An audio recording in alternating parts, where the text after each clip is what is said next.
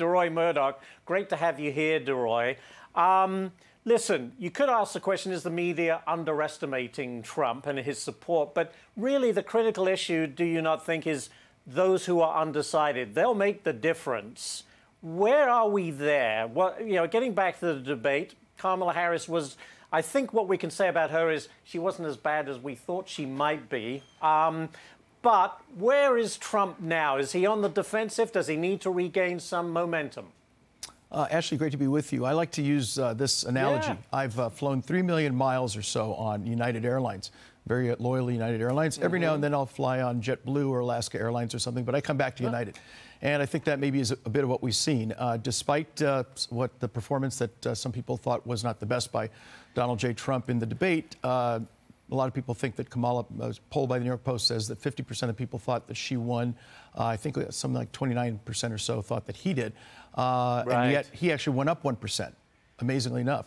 So I think the support for Trump is completely solid.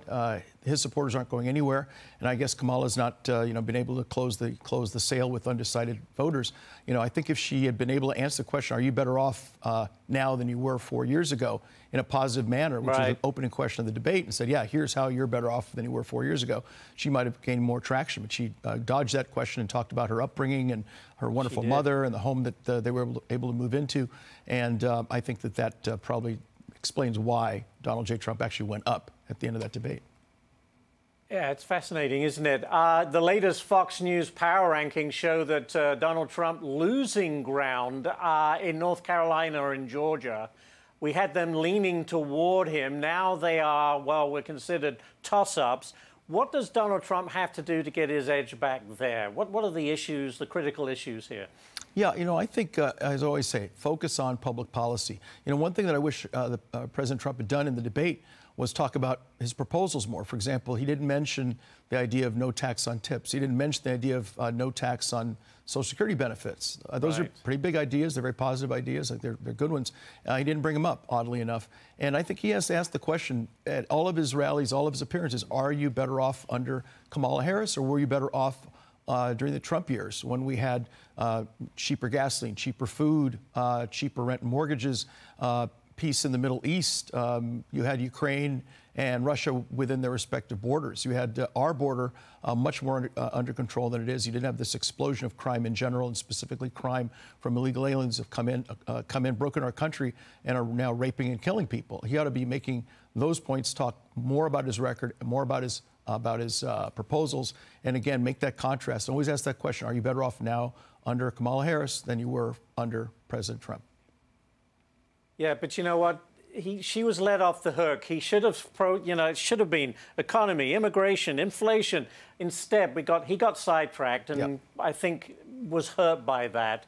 That's right. So, the latest power rankings, DeRoy, have 6 states that the battleground states that probably account for, what, 78 electoral votes, which will make the difference. I mean, you could argue they're all must-wins for Trump, right? He obviously wants to get as many of those as he can. I think Pennsylvania, if you've got Pennsylvania, it makes life a lot easier. I did see an interesting analysis that showed no matter what, you've got sort of have to get North Carolina. If you get North Carolina, that makes it a lot easier to get yourself to 270.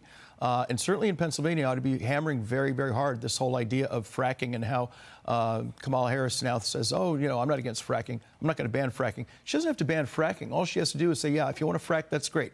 Fill out this 5,000-page application and then wait, a year and then fill out this next 3,000-page application and pay a large application fee and on and on. And she doesn't have to ban fracking, just bury people in paperwork.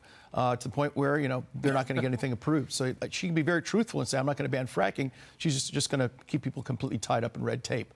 And he ought to maybe bring that up and let people think about that. And I think that'll help him out significantly in Pennsylvania, which is kind of the capital of fracking in this country.